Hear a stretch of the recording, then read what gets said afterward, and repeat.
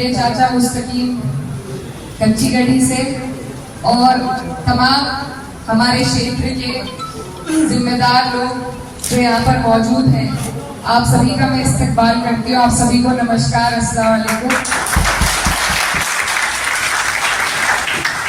आज बहुत खुशी का दिन है, तो हमारे पास अवसर है। आज ईद भी है और हमारे महात्मा ज्योतिबा फूले जी की जयंती भी है,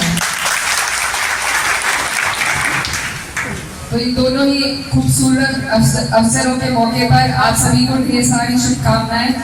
और आज का दिन आपकी सभा से और भी ज्यादा ऐतिहासिक हो जाता है।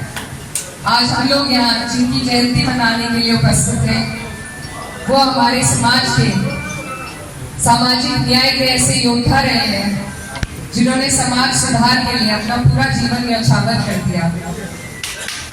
अगर समाज में बदलाव लाना है, समाज को प्रगति पर ले जाना है, तो सामाजिक बदलाव और राजनीतिक बदलाव दोनों का तालमेल होना बहुत जरूरी है, क्योंकि बदलाव हर रूप से हमें अपने समाज में लाने की कोशिश करनी है, चाहे वो नीतियों के द्वारा हो या जो हमारे समाज के ऐसे लोग हैं जो अपने जीवन को न्यौछावर करते हैं लोगों के बीच में, उनके सुधार के लिए काम करके। दोनों ही चीजें बेहद जरूरी है और इनका तालमेल होना और ऐसे लोगों का चयन करना जो हमारे जो महात्मा रहे हैं, उनकी दी हुई सीख को उनके पदचिन्हों पर चलकर नीतियां बना सके, ये बहुत जरूरी है। आज पूरे देश भर में चुनाव का दौर है। यहाँ हम जितने भी लोग उपस्थित हैं, हम सभी महात्मा ज्योतिबा फूले जी के अनुयायी हैं और हमारी कोशिश यही रहनी चाहिए कि हम उनके मार्गदर्शक थे, उनके दिखाए गए रास्ते पर चलकर अपने समाज को पढ़ाई की ओर अग्रसर कर ही आगे ले जाए।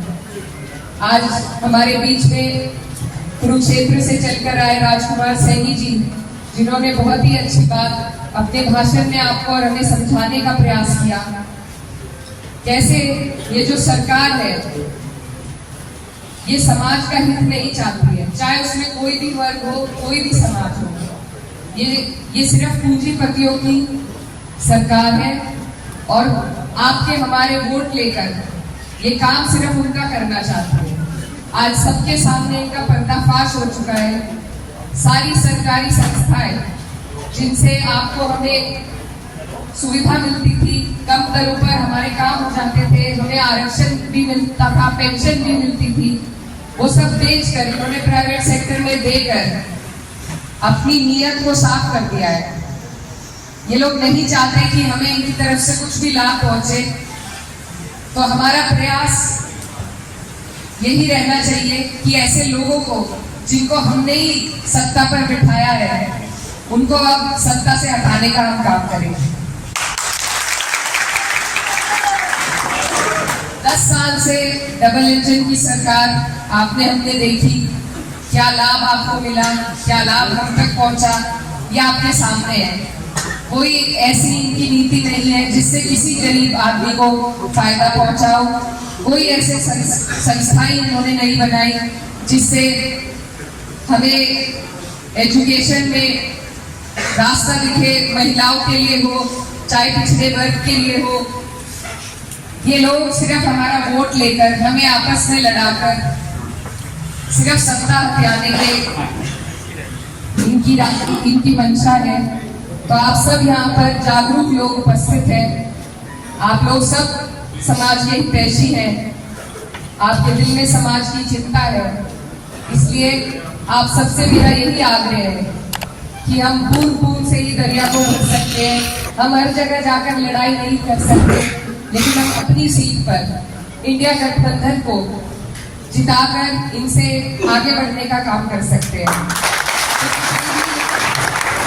जितनी भी हमारी इंडिया गठबंधन की सीटें हैं, उन पर हमारा यही प्रयास है कि हम लोगों को जोड़े, 36 बिरादरी को जोड़े, उन्हें जागरूक करें कि आज तक उनको मिला क्या है, सरकार से क्या मिला है? सरकार का काम है हमारे समाज के सबसे आखिरी पंक्ति में जो इंसान खड़ा है, जो सबसे दबा कुचला गरीब प्रताड़ित इंसान है, उस तक लाभ पहुंचाना।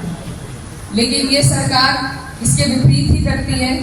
आपने देखा होगा किस तरीके से इन्होंने इलेक्टोरल बॉन्ड का जो स्कैम किया है, पैसे इलेक्टोरल बॉन्ड के जरिए लिए और ठेके दिए गए। आज इनका कच्चा चिट्ठा आपके सामने है। पिछली बार हमने इन्हें 90% वोट देकर जिस गद्दी पर बिठाया है, इस बार अगर हमने अपने इस मौके का, ये जो चुनाव का मौका है, यही हमारे पास एक ऐसा मौका है जिसमें हम बदलाव कर सकते हैं। क्योंकि धरने भी देकर देख लिए, हमारे यहाँ बहुत से किसान भाई भी उपस्थित होंगे, हम लोग धरनों पर भी बैठे। एक किसान अपने परिवार का पालन पोषण अपने पेमेंट से ही कर सकता है, और जब वो भी ना मिले तो क्या उसके हालात होंगे, ये आप अच्छी तरीके से जानते हैं। तो धरनों पर भी बैठकर आप लोगों ने देखा, ना धरनों पर किसी की सुनवाई है, ना वैसे सुनवाई है। तो सुनवाई का जरिया सिर्फ आपका वोट है, और वोट का मौका आज आपके पास है। तो अगर हम इस मौके से चूके तो फिर गलती हमारी होगी, फिर गलती इनकी नहीं है। और ये लोग जिस तरीके से हमें उदाहरण दे देकर ये दिखा रहे हैं कि इनका अहंकार और इनकी तानाशाही बढ़ती जा रही है, अगर अब भी हमने सीख न ली तो आगे जाकर हमारी पीढ़ियों को और हमें बहुत पछतावा होगा। तो आप लोग सब यहाँ पर सारी बातों से अवगत हैं, जागरूक लोग हैं। मेरा आपसे यही कहना है कि जो लोग समाज का विभाजन करते हैं और समाज में दरार डालने का काम करते हैं और फूट की राजनीति पर जो गंदी हथियार